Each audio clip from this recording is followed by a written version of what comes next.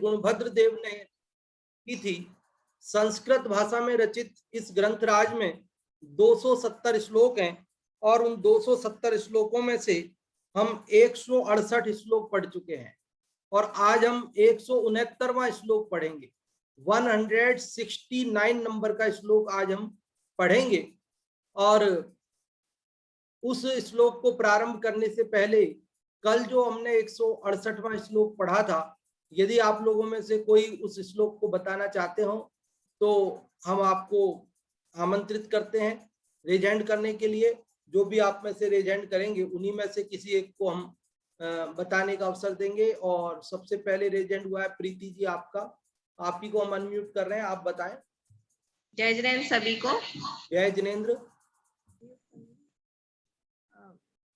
कल के श्लोक में बताया गया था कि जगत में अनेक प्रकार के आश्चर्य हैं, उनमें से हमें तो दो ही मुख्यतः आश्चर्य दिखाई पड़ते हैं। पहला आश्चर्य उसमें ये है कि पहला आश्चर्य ये है कि जिस प्रकार जिन लोगों को अमृत, देवों को अमृत मिलता है, उस अन्य लोगों को अमृत मिले और वो उसको पीकर वमन कर दें, एक तो वह आश्चर्य है। और दूसरा आश्चर्य है जिनको संयम निधि प्राप्त हुई है और जिनको संयम प्राप्त हुआ है, ऐसे देवता भी जिसके लिए तरसते हैं और वो उस संयम को पाकर भी उसको छोड़ दें।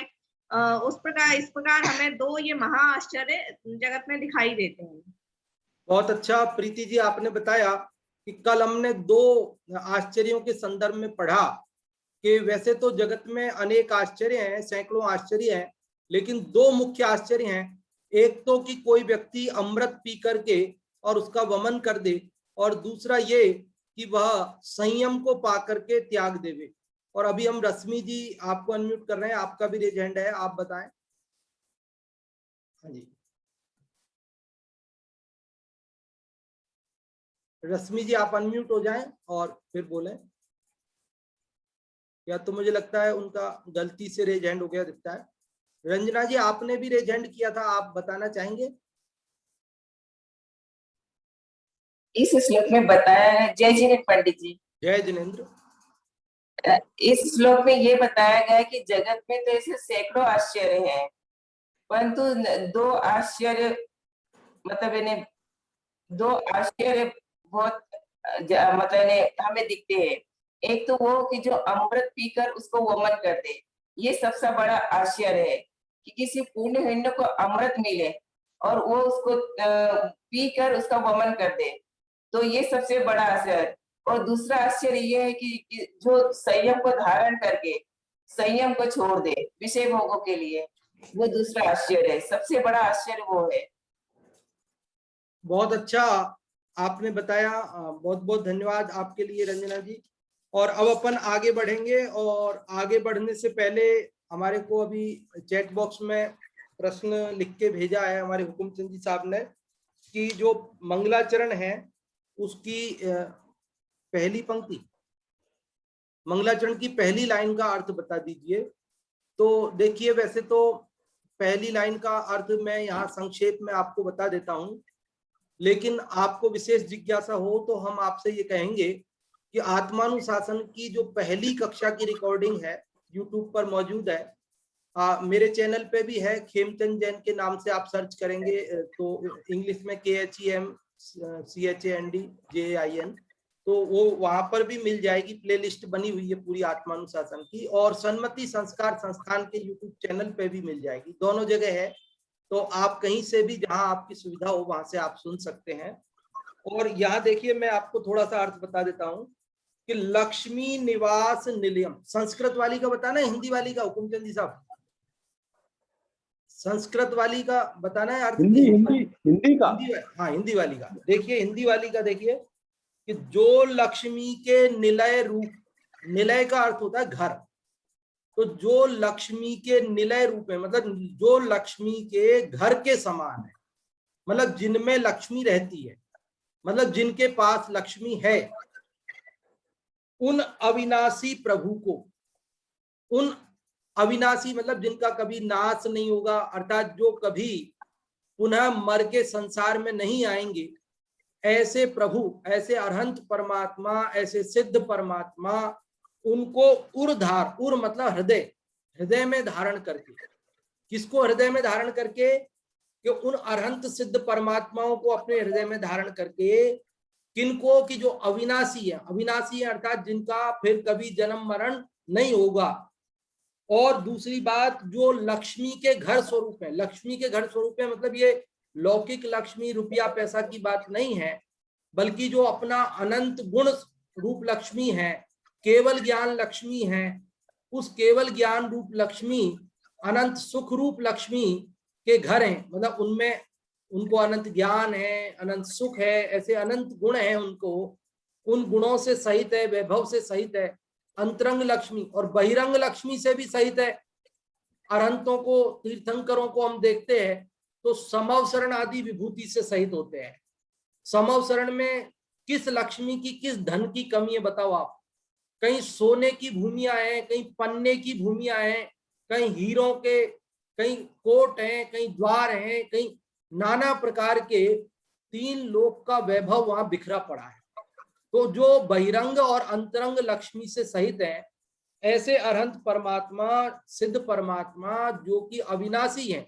अन्य मत में तो ऐसा मानते हैं कि जो भगवान है वे अवतार धारण करते हैं, कि वे पुनः यहाँ जन्म लेते हैं, लेकिन जैन धर्म के अनुसार भगवान एक बार गए सो गए, यहाँ से संसार से मुक्त हुए सो हुए, पुनः इस संसार में नहीं आते, पुनः माता के गर्भ में नहीं आते, पुनः जन्म धारण नहीं करते, पुनः अवतार नहीं लेते। तो आप समझ गए होंगे। तो ऐसे जो अविनाशी अरहंत सिद्ध परमात्मा जो कि अंतरंग बहिरंग लक्ष्मी से सहित हैं, उनको मैं अपने हृदय में धारण करके ग्रंथ रचूं आत्मानुशासन, आत्मानुशासन ग्रंथ की रचना कर रहा हूं। क्यों कर रहे हो भैया आत्मानुशासन की ग्रंथ की रचना? तो कह रहे भव्य जनों को है शिवकार, कि जो भव्य जीवों के लिए शिवकार अर्थात मोक्ष देने वाली है ये आत्मानुशासन। यदि कोई ध्यान से सुने और अपने जीवन में इसको उतारे तो अवश्य ही वह शिवकार अर्थात मोक्ष प्रदान करने वाला है। तो ऐसे आत्मानुशासन ये बहुत महान ग्रंथ है। पहले एक बार हमने कही थी कि यदि कोई ये कहे कि हमें जैन धर्म के टॉप 10 ग्रंथों की सूची बनानी है, कि कम से कम 10 ग्रंथ जैनों के प्रमुख ग्रंथों की हमें सूची बनानी है, तो मैं ये बात आपको दावे के साथ कह सकता हूं कि उन 10 ग्रंथों में आत्मानुशासन का नाम जरूर आएगा, क्योंकि ये इतना महत्वपूर्ण ग्रंथ है कि इसमें एक आम आदमी को, जिसको कुछ नहीं आता, जिसे जैन धर्म का कुछ भी नहीं आता, उस व्यक्ति को भी कैसे मुक्ति के मार्ग में लगा जाए, इसके लिए आचार्य गुणभद्र देव ने आज की आधुनिक शिक्षा पद्धति को अपनाते हुए, मतलब मनोवैज्ञानिक शिक्षा पद्धति को अपनाते हुए, पूरा मनोविज्ञान का प्रयोग करते हुए कि जगत के जीव क्या चाहते हैं, उन जगत के जीव जो चाहते हैं उन्हें उन्हीं की भाषा में और उन्हीं के माध्यम से उनकी चाह को बरकरार रखते हुए उनकी चाहत के अनुरूप इस प्रकार मनोवैज्ञानिक ढंग से कथन किया है कि जीव विषयों को त्याग कर और मुक्ति के मार्ग में लग जाता है, न केवल लग जाता है बल्कि मुक्त हो जाता है।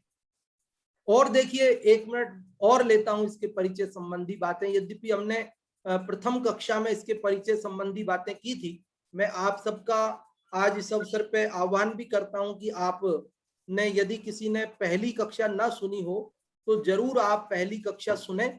उसमें आत्मानुशासन का जो परिचय है, आचार्य गुणभद्र देव का परिचय है, उस संबंध में थोड़ी जानकारी आपको प्राप्त होगी। बहुत ज्यादा तो नहीं, लेकिन संक्षेप में आपको जरूर उसमें मिलेगी।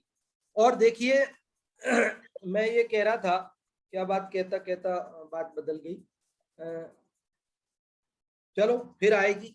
ये तो 6 उपसम ज्ञान का ऐसा ही स्वरूप है, विस्मृत हो जाती है बातें, इसीलिए तो अपन बार बार पढ़ते हैं। बार बार पढ़ने की बात इसीलिए है क्योंकि अपन भूल जाते हैं। ऐसा अपना ज्ञान का ऐसा ही 6 उपसम का ऐसा ही स्वरूप है, क्या कर सकते हैं। तो देखिए अभी अपन इस 169वें श्लोक को पढ़ते हैं। ये 169वां श्लोक आप सभी की स्क्रीन पर आ रहा है। इस 169वें श्लोक में क्या बात बताई गई है उसे हम समझते हैं। ये अपन ने स्क्रीन शेयर नहीं किया था, है ना? नहीं है ना? एक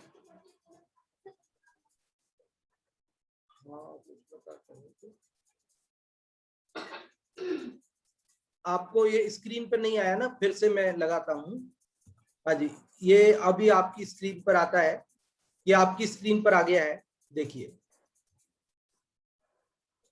ये 169वां श्लोक है आत्मानुशासन का, मालिनी छंद है। मालिनी छंद अपने 60वें श्लोक में आया था, 60 नंबर के श्लोक में। तब अपन ने जैसे पढ़ा था उसी प्रकार पढ़ना है इसे।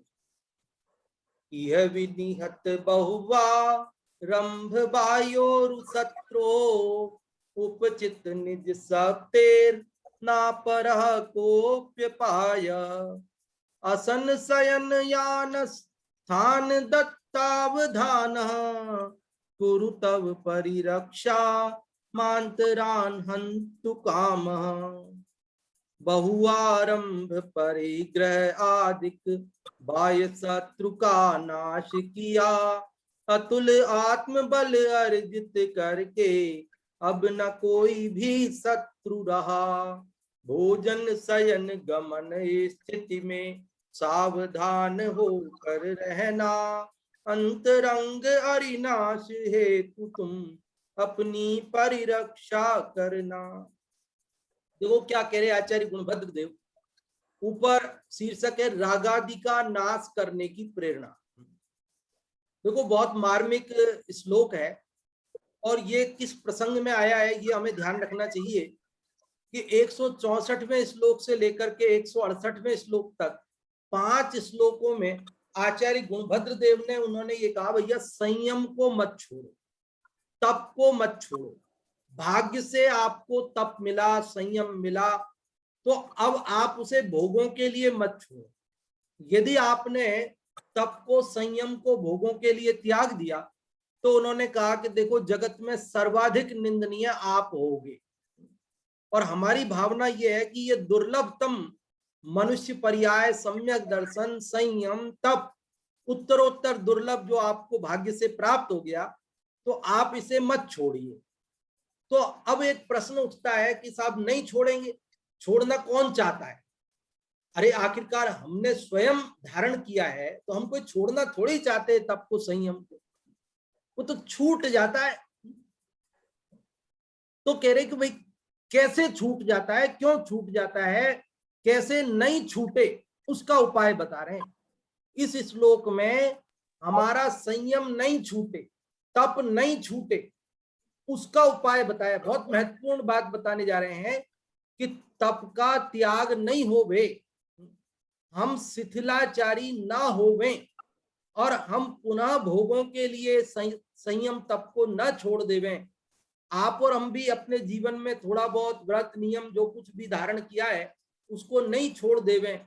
उसके लिए हमें यहाँ उपाय समझना चाहिए। बहुत सावधानी से इस बात को समझेंगे तो निश्चित रूप से हम जो भी नियम धर्म संयम पालन करते हैं, तप धारण करते हैं, तो वो छूटेगा नहीं, हमारा उत्तरोत्तर आगे बढ़ेगा, हम नीचे नहीं गिरेंगे। उसका उपाय बता रहे इसमें। देखो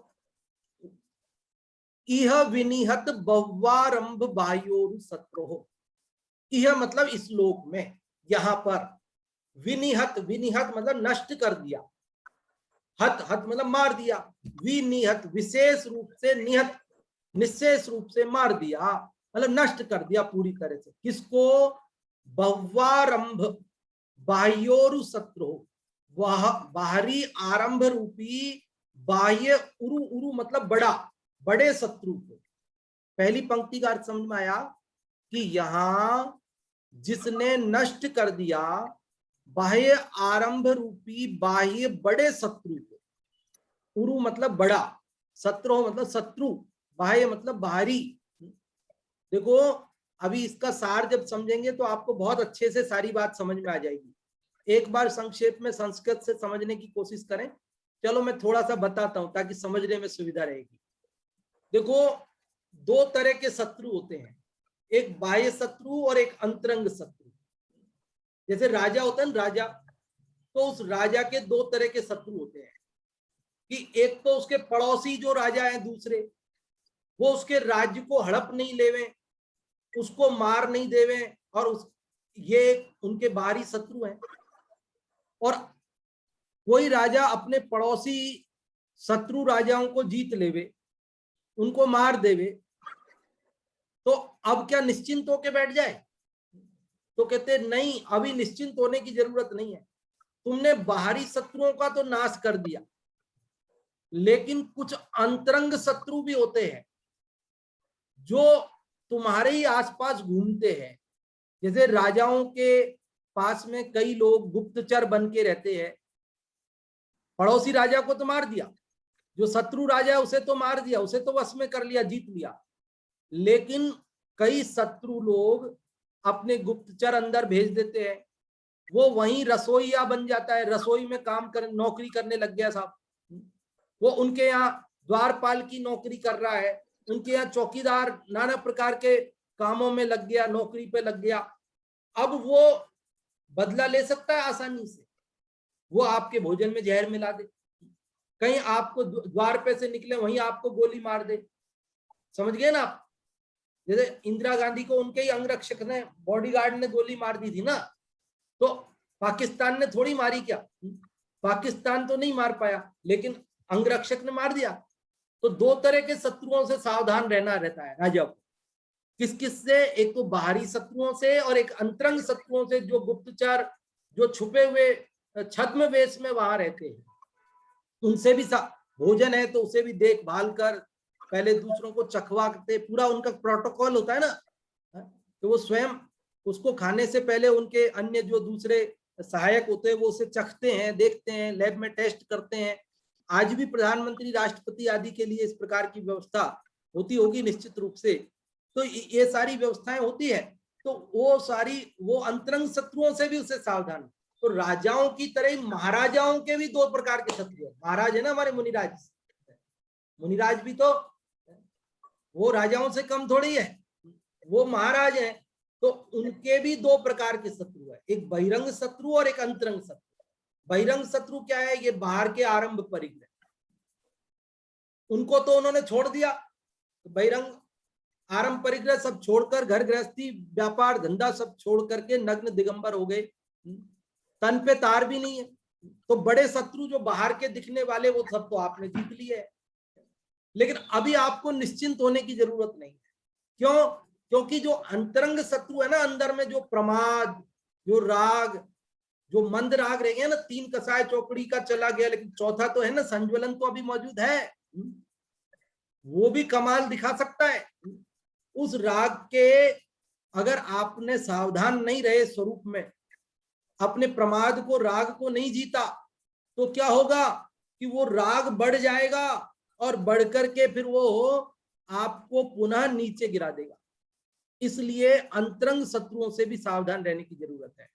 तो देखिए इसका अर्थ अब आपको आसानी से समझ में आएगा। 2 प्रकार के शत्रुओं की बात बताई आपको। तो यहाँ कह रहे यह विनिहत बव्वारंभ बाह्योर शत्रु। यह मतलब इस लोक में विनिहत मतलब मार दिया, नष्ट कर दिया बहुत आरंभ रूपी बाहरी बड़े शत्रुओं को। और उपचित निज सकते है, उपचित मतलब संकलित कर ली, इकट्ठी कर ली, क्या संचित कर ली, क्या संचित कर ली? निज शक्ति, अपना आत्मबल बढ़ा लिया, बाहरी शत्रुओं का आरंभ परिग्रह का त्याग करके आत्मबल बढ़ा लिया। न अपरह कोपी अपायः, न मतलब नहीं है, अपर मतलब अन्य, कोपी मतलब कोई भी, अपाय, अपाय मतलब शत्रु, कष्ट, बाहरी शत्रु नहीं बचा है कुछ। लेकिन आसन शयन यान स्थान दत्तावधान, कि आपको क्या करना है? अशन, अशन मतलब भोजन, आहार, और शयन सोना, यान, यान मतलब गमन करना, यान बोलते हैं सवारी को बोलते हैं। तो मुनिराज सवारी का उपयोग तो नहीं करते हैं, लेकिन चलते हैं ना, गमन करते हैं। और स्थान, स्थान मतलब बैठना, उनमें भी दत्त अवधान, उनमें भी अवधान मतलब ध्यान देने की जरूरत है। दत्त मतलब देने की जरूरत है। क्या करना है आपको? कि आसन शयन यान स्थान मतलब भोजन, सोना, चलना, बैठना आदि क्रियाओं में भी क्या रहना है। समझ में आती है बातें, कठिन तो नहीं लगती ना। देखो बहुत दिन से बोला नहीं अपन ने, बोले अपन फिर से, हम कहा जहां हमारा उपयोग, हम कैसे, जैसे हमारे भाव, अशुभ में जाना नहीं, शुभ में अटकना नहीं और शुद्ध से भटकना नहीं। तो आप समझ रहे हैं ना, मन सबका यही है ना, उपयोग यही है ना। तो समझ में आई बात आपको। अब चौथी लाइन, कुरु तव परिरक्षाम आंतरान हंतु कामः। कुरु मतलब करो, तव मतलब तुम्हारी, परिरक्षा मतलब चारों ओर से अच्छी तरह रक्षा करो, आंतरान जो अंतरंग, हंतु कामः जो अंतरंग जो शत्रु हैं उनका, हंतु कामः उनका हरण हनन करने की इच्छा से, काम मतलब इच्छा, हंतु मतलब हनन करने की, मारने की। कि बाह्य शत्रुओं को तो मार दिया, अब अंतरंग शत्रुओं को भी मारने की इच्छा से तुम सावधान रहो, क्योंकि ये असन शयन ज्ञान स्थान आदि में राग रूपी शत्रु जो छिपा हुआ बैठा रहता है, ये बढ़ गया तो क्या होगा कि फिर वो सब बाह्य आरंभ परिग्रह भी खड़ा हो जाएगा। फिर तो वो एक चाह लंगोटी की दुख वाले, एक लंगोटी की चाह उत्पन्न हो गई तो पूरी गृहस्थी वापस खड़ी हो जाएगी। तो थोड़ा सा भी राग अगर खड़ा हो गया ना तो सब खड़ा हो जाएगा वापस। आपने कोई पेड़ को काट दिया हो, वैसे काटना नहीं चाहिए लेकिन उदाहरण मात्र है, तो उसकी अगर जड़ मौजूद है तो अभी बारिश में वो वापस फूट जाता है ना, बढ़ जाता है। तो ऐसे ही अपने को, संयमियों को, तपस्वियों को, सब लोगों के लिए है ये बात, कि मुख्य रूप से तपस्वियों के लिए है बात, कि आपने बाह्य शत्रुओं को तो जीत लिया लेकिन अब अंतरंग शत्रुओं से भी सावधान रहो, ये बात बताए। तो आप अर्थ समझ गए होंगे। एक बार फिर से संक्षेप में मैं बोलता हूं, फिर आप लोगों को पूछता हूं कि जिसने बाह्य आरंभ रूपी बड़े शत्रुओं को जीत लिया, अपनी शक्ति को संचित कर लिया, जिनका अन्य कोई बाहरी शत्रु नहीं बचा, उन्हें भी भोजन, शयन, गमन, बैठना आदि क्रियाओं में भी अपने अंतरंग जो शत्रु राग आदि हैं, प्रमाद आदि हैं, उनको हनन करने की भावना से सावधान रहते हुए अपने आत्मा की रक्षा करनी चाहिए।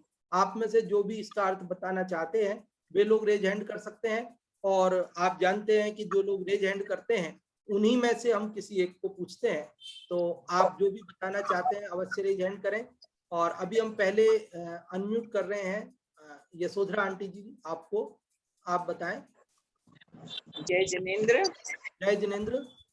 इस श्लोक में रागादि नाश करने की प्रेरणा दी है, तो आचार्य श्री कहते हैं यह विनिहित बहु आरंभ बाह्योर शत्रु, यह यहाँ पर विनिहित मतलब नष्ट कर दिए हैं, बहु आरंभ रूपी जो बाह्य बड़े शत्रु थे उनको, उपचित निज शक्ति, और अपनी जो आत्म शक्ति है उसको भी आपने अर्जित यानी प्राप्त कर लिया है। न परम को यपि अपाय, उच्चारण थोड़ा सही नहीं हो रहा है। तो कहते हैं कि को भी अपाय मतलब कोई भी शत्रु यहाँ आपका नहीं रहा है। असन शयन यान स्थानन तत्वावधान, तो भी कहते हैं कि में यानी भोजन में, शयन में, सोने में, यान यानी चलने में, स्थान यानी रुकने में, स्थिति करने में, तत्वावधान मतलब आपको ध्यान रखना है यानी सावधान रहना है। कुरु तव परिरक्षा अंतरान मतलब करो तव आपकी परिरक्षा यानी चारों तरफ से रक्षा करने के लिए, अंतरान हंतु काम, आपके जो अंतरंग शत्रु है उनको मतलब उनकी रक्षा करने के लिए आप उन अंतरंग शत्रु को नाश करो, ऐसा ही है। हाँ जी, बहुत अच्छा आपने बताया यशोधरा आंटी जी। और अभी हम हिंदी वाले का अर्थ जो भी आप में से बताना चाहते हो उन्हें अनम्यूट करेंगे। तो जो लोग हिंदी वाले का अर्थ बताना चाहते हैं वही लोग रेज हैंड रखें। और इसका हिंदी वाले का अर्थ बताने के लिए हम अनम्यूट कर रहे हैं अभी हुकुमचंद जी साहब को। हुकुमचंद जी साहब आप बताएं। जय जिनेन्द्र। जय जिनेन्द्र। बहुआरंभ परिग्रह आदिक बाह्य शत्रु का नाश किया, अतुल आत्मबल अर्जित करके अब ना कोई शत्रु रहा। भोजन शयन गमन स्थिति में सावधान होकर रहना, अंतरंग अरिनाश हेतु तुम अपनी परिरक्षा करना। इसमें बहुत अच्छा उपाय बताया है, राग आदि नाश करने की प्रेरणा दी है कि जो दो प्रकार के शत्रु होते हैं, बहिरंग शत्रु और अंतरंग शत्रु। तो जो बहुआरंभ परिग्रह आदि जो बाह्य शत्रु है तो उनका तो नाश कर दिया है। अब अपने आत्मबल के द्वारा जो बहिरंग शत्रुओं का जो नाश किया है, तो आत्मबल के द्वारा उससे बाहरी शत्रु तो अब नहीं रहे हैं, लेकिन अब जो भोजन शयन गमन स्थिति में ये जो 5 समिति वगैरह का ये जो कथन किया है, जो मूल गुण मुनि राजों का जो 28 मूल गुण का, इनमें बहुत सावधान रहना है, इसको निरंतर अपने मूल गुणों का पालन करना है, इसमें बिल्कुल भी शिथिलाचार नहीं रखना है, क्योंकि ये और जो अंतरंग जो शत्रु है, जो राग मोह राग देश वगैरह, उनके नाश करने के लिए तुम अपनी परिरक्षा करना, मतलब अपनी चर्या में बहुत सावधान रहना है। बहुत अच्छा आपने बताया हुकुम चंद जी साहब, बहुत बहुत धन्यवाद आपके लिए। और अभी पाठ करने के लिए आमंत्रित करते हैं जो भी आप में से संस्कृत या हिंदी का पाठ करना चाहते हैं, वे लोग रेज हैंड रख सकते हैं। और अभी हम पाठ करने के लिए अनम्यूट कर रहे हैं हर्षिता जी आपको। आप संस्कृत वाले का पाठ करें।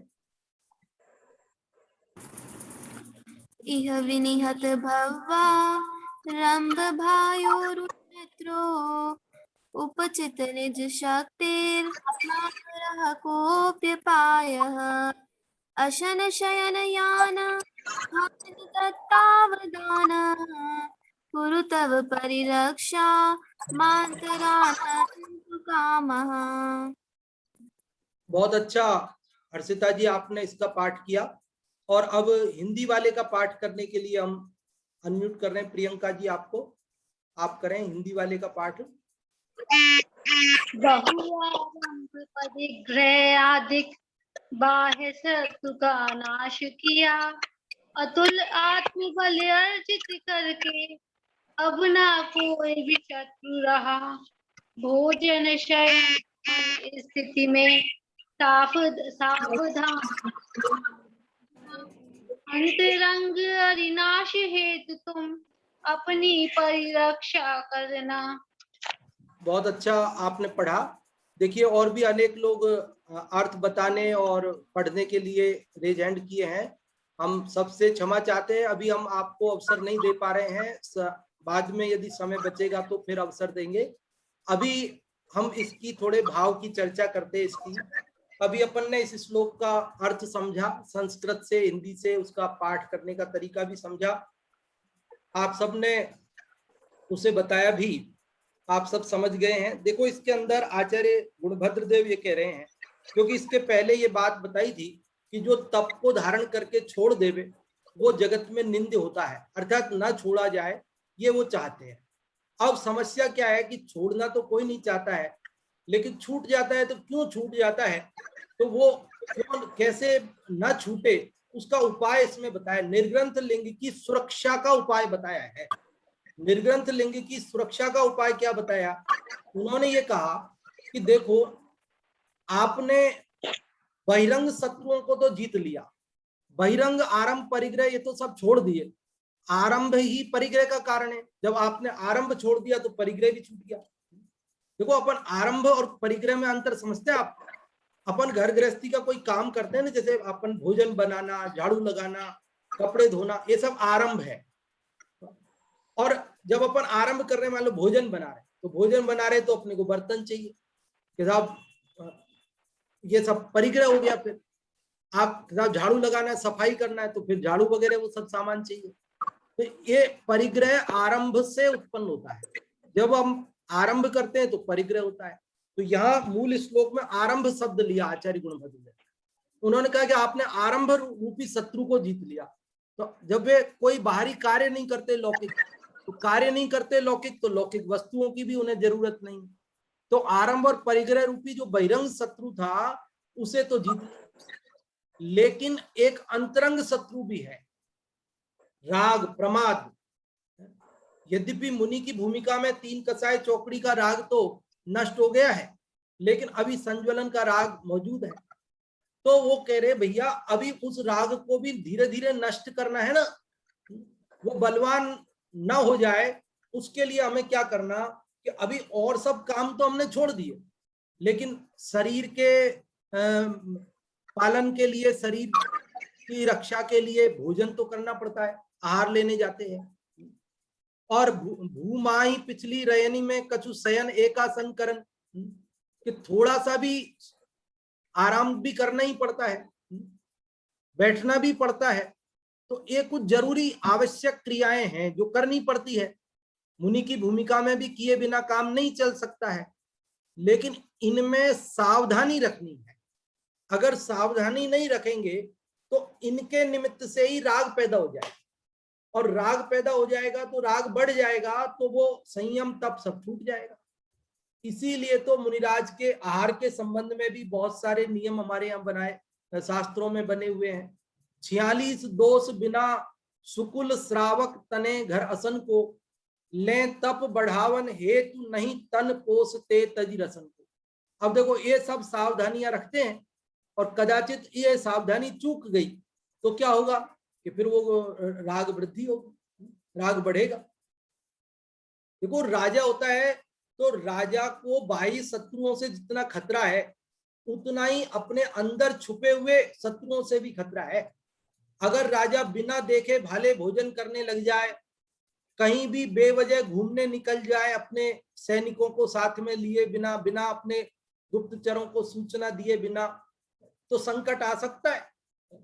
भले बाहरी शत्रुओं को जीत लिया हो, लेकिन अंदर छुपे हुए कुछ लोग ऐसे होते हैं जो उनको जीत सकते हैं, मार सकते हैं, उनका वध कर सकते हैं, राज्य को हड़प सकते हैं। तो उसी प्रकार मुनिराज को भी बाह्य क्रियाओं में भी सावधान किया है। इसीलिए हमारे 5 समितियां हैं मुनिराज की, ईर्या समिति, भाषा समिति, ऐष्णा समिति, आदान निक्षेपण समिति और प्रतिष्ठापना समिति। अभी उन सबके विस्तार के लिए अपने पास अवकाश नहीं है, लेकिन आप सब लोग उनके बारे में थोड़ा बहुत जानते भी होंगे कि चलने के लिए ईर्या समिति प्रतिबंधित करती है ना, किस प्रकार से चलना, क्या चलना। ऐसे ही आहार के लिए ऐष्णा समिति, बोलने के लिए भाषा समिति, पीछी कमंडल शास्त्र को उठाने रखने के लिए आदान निक्षेपण समिति, मलमूत्र कफ थूक आदि के लिए प्रतिष्ठापना समिति। तो सारी व्यवस्था बाहरी क्रियाओं में भी राग वृद्धि ना हो उनके निमित्त से भी, उसके लिए सावधान किया है।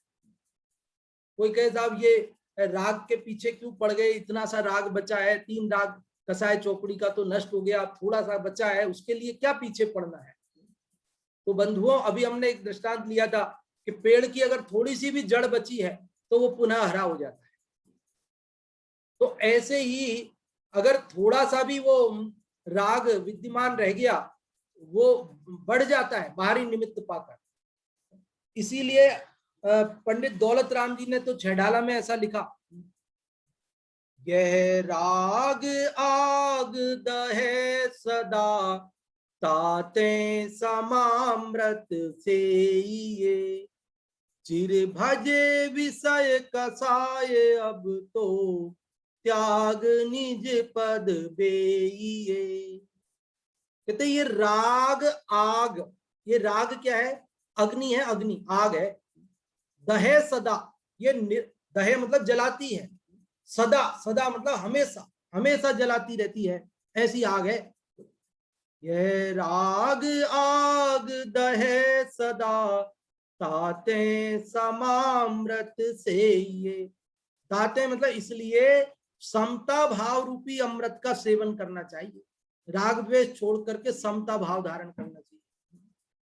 यह राग आग दहे सदा ताते समामृत से ये, चिर भजे विषय कसाय अब तो त्याग निज पद बेइये। चिरकाल से, अनादिकाल से आज तक हमने विषय कषायों को खूब राग का सेवन किया है, विषय कषायों का सेवन किया है, अब त्याग दीजिए। कितना प्यारा संबोधन है, अब त्याग विषय कषाय, निज पद बेइये। निज पद मतलब अपना जो आत्मा का स्वरूप है उसको बेइये, उसे पहचानिए, उसको जानिए, उसमें रमिए। अब विषय कषाय छोड़िए, अपने आत्मा को पहचानिए। तो ऐसा यहाँ पर थोड़ा सा भी राग अगर बच गया तो वो देखो, राजा राजा का दृष्टांत से हमने समझा, एक विद्यार्थी के दृष्टांत से समझते हैं। जैसे एक बच्चा हो ना, बच्चा विद्यार्थी हो, स्टूडेंट, अब पढ़ने में डिस्टर्ब होता है ना, बाहर में मान लो छोटा भाई रो रहा है, कोई घर में झगड़ा कर रहा है, कोई दूसरे रिश्तेदार मेहमान आए हैं, कुछ म्यूजिक बज रहा है, तो डिस्टर्ब होता है पढ़ने के लिए। तो उस बच्चे ने क्या किया कि साहब डिस्टर्ब नहीं होना चाहिए बाहर से, तो वो ऊपर छत पे बने हुए कमरे में एकांत में चला गया और कमरा बंद कर लिया। अब वहां कोई बाहरी डिस्टरबेंस नहीं, कोई बाहरी आवाज नहीं, कोई परेशान करने वाला, डिस्टर्ब करने वाला नहीं। लेकिन वहां भी उसे सावधान रहने की जरूरत है। क्यों? क्योंकि वहां उसके पास जो मोबाइल है ना, उस मोबाइल के ऊपर चैट आएगा, मैसेज आएगा, और आप बार बार उस मैसेज को देखेंगे, बार बार उसका जवाब देंगे, बार बार आपके दोस्त का फोन आएगा, वो पूछेगा आपने ये होमवर्क कर लिया, आपको ये याद हो गया, आप कल के लिए क्या तैयारी कर रहे हो, परीक्षा में क्या महत्वपूर्ण आने वाला है। आप यदि वही जवाब देते रहे, फोन अटेंड करते रहे, तो क्या होगा कि आप बाहरी शत्रुओं से तो बच गए, शोरगुल से बच करके ऊपर अलग एकांत कमरे में आ गए, लेकिन यहाँ आपके अंतरंग शत्रु मौजूद हैं। ये मोबाइल पे चैट आना, फोन आना, अथवा आप स्वयं ही प्रमादी हो गए, लेट गए, 2 मिनट लेट जाता हूं और फिर आंख लग गई, 2 घंटे तक नींद आ गई। तो 2 मिनट के लिए लेटे और सुबह नींद खुली, परीक्षा का टाइम हो गया, अरे 7 बज गए, अभी तो परीक्षा पेपर वॉल में जाना है। तो अगर आप नीचे आप सबके बीच में पढ़ रहे होते और वहां सो गए होते तो कोई जगह भी देता। वहां आप फोन पे बात करते तो कोई मम्मी मना करती कि आप फोन पे बात क्यों कर रहे हो बेटा, कल परीक्षा है। आप फोन पे चैट कर रहे होते तो आपके भाई बहन टोक देते कि भैया आपके कल एग्जाम है, आप इसमें क्यों टाइम खराब कर रहे हो। लेकिन आप बाहरी शोरगुल से बच करके जब आप एकांत में आ गए हो, तो एकांत में अब आपको बाहर से टोकने वाला कोई नहीं, लेकिन आपको स्वयं को ही सावधान रहना है। यदि आप सावधान नहीं रहेंगे तो आप परीक्षा में सफल नहीं हो सकेंगे। उसी प्रकार हम मुक्ति के मार्ग में बढ़ना चाहते हैं तो हम बाहरी आरंभ परिग्रह से, बाहरी शत्रुओं से बचकर एकांत में करने तब संयम धारण कर लिया। लेकिन अब हमें जो अंतरंग में बैठा हुआ हमारा जो राग शत्रु है, उसको सावधान, उससे सावधान रहना है। और जो हमारी आवश्यक क्रियाएं हैं, उन क्रियाओं के माध्यम से भी कहीं श्रोताओं से राग नहीं हो जाए, कहीं किसी वस्तु से, किसी व्यक्ति से, किसी स्थान विशेष से इत्यादि नाना प्रकार से राग के निमित्त बन सकते हैं। उन सब से हमें सावधान रह करके और उस राग को, प्रमाद को जीतना है। तभी हम तप से वंचित, तप को नहीं त्यागेंगे, तप को धारण उत्तरोत्तर वृद्धि होगी, मुक्ति का मार्ग प्रशस्त होगा। तो अभी हम और ज्यादा विस्तार नहीं करके 5 मिनट बचे हैं, तो आप लोगों को अवसर देते हैं कि आप लोग यदि कोई कुछ पूछना चाहते हो तो आप पूछ सकते हैं, और बताना चाहते हो बता सकते हैं। अभी आपने जो ये 169वां श्लोक सुना, इसमें आपको क्या बात समझ में आई, इसका क्या सार है, आप जो भी बताना चाहते हैं रेज हैंड कर सकते हैं, और जो रेज हैंड करेंगे उन्हीं में से हम किसी एक को अवसर देंगे बताने का। हाँ जी, और सबसे पहले रेज हैंड हुआ है हर्षिता जी या नीलम जी, किसका हुआ है, हम अनम्यूट कर रहे हैं। हाँ जी बताएं। जय जिन, हमने श्लोक पढ़ा, उसमें हमने समझा, उसमें कहा गया है कि बाह्य शत्रुओं से तो जो प्रबल शत्रु हैं उनसे तो हमने है ना अपनी रक्षा कर ली है, उनका तो हमने नाश कर लिया है। लेकिन इसके साथ ही साथ हमें चलने बैठने में और सोने में भी सावधानी रखनी है, और जो आंतरिक हमारे शत्रु हैं उनका भी नाश करने के लिए प्रयत्नशील रहना है, उनको नाश करने की इच्छा अपने अंदर रखनी है। इस प्रकार से बतला के आचार्य देव ने इस श्लोक में हमें कहा कि हमें राग जो है उसका नाश करना है। राग, मोह, राग, द्वेष, ये जो हमारे आंतरिक शत्रु हैं, जो अंदर से हमें परेशान करते हैं, हमारा जो स्वभाव है उसको नष्ट करते हैं, ऐसे आंतरिक शत्रुओं का भी हमें नाश करना चाहिए। ये इसमें बहुत अच्छा हर्षिता जी, आपने इसका अर्थ बताया। बहुत बहुत धन्यवाद आपके लिए। और भी आप लोगों में से कोई बताना चाहते हैं तो आप रेज हैंड कर सकते हैं। और अंगूरी जी, आपने रेज हैंड किया है, हम आपको अनम्यूट कर रहे हैं बताने के लिए, आप बताएं। सभी को जय जिनेन्द्र। बहुआरंभ परिग्रह आदि बाह्य शत्रु का किया नाश किया। माने गुणभद्र आचार्य मुनियों से कह रहे हैं कि तुमने बहुआरंभ और परिग्रह का तो नाश कर दिया है, बाह्य का, और शत्रु का भी नाश कर दिया, रूपी शत्रु को नाश कर दिया। अतुल बल आत्मबल वर्जित करके अब न कोई शत्रु, और तुमने अतुल आत्मबल को प्राप्त कर लिया है, इसलिए अब तुम्हारा बाह्य शत्रु कोई भी नहीं रहा है। भोजन सहन स्थिति में सावधान होकर रहना, और तुमने अंतरंग शत्रुओं के नाश करने के अभिलाषी होकर के भोजन करना, सोना, चलना, बैठना आदि क्रियाओं में सावधान रहकर अपनी रक्षा करना, ऐसी शिक्षा देते हैं मुनियों को। हाँ जी, बहुत अच्छा आपने बताया अंगूरी जी, बहुत बहुत धन्यवाद आपके लिए। और अभी हम एक छोटा प्रश्न पूछते हैं आप लोगों से कि यहाँ इस श्लोक में ये बताया था कि 2 प्रकार के शत्रु होते हैं। तो 2 प्रकार के शत्रु कौन कौन से होते हैं?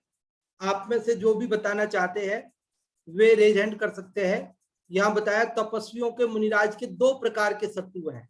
और 2 प्रकार के शत्रु कौन कौन से हैं वो जो भी आप में से बताना चाहते हैं। और प्रीति जी, आप बताएं, आपको अनम्यूट किया है। हाँ जी,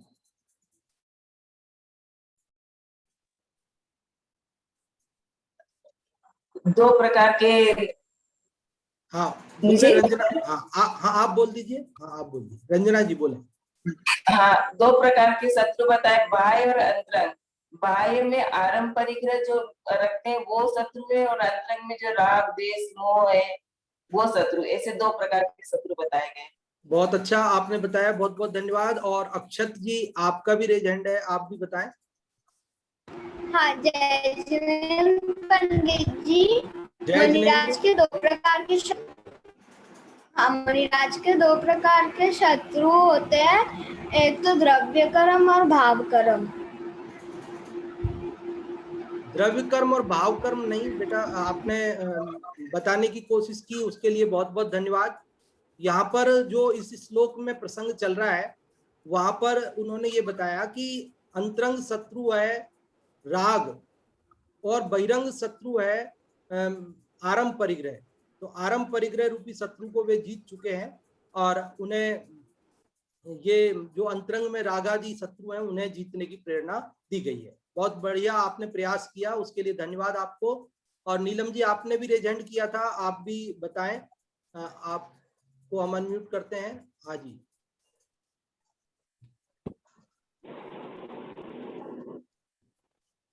हाँ, इसमें जो बाह्य शत्रु बताए हैं मुनिराज के, वो तो परिग्रह आदि बताए हैं, आरंभ परिग्रह जो भी है, और अंतरंग शत्रु में राग द्वेष मोह आदि को अंतरंग शत्रु बताया है। हाँ जी, बहुत अच्छा आपने बताया, बहुत बहुत धन्यवाद आपके लिए नीलम जी। और अनेक लोग बताना चाहते हैं लेकिन समय की अपनी सीमा है।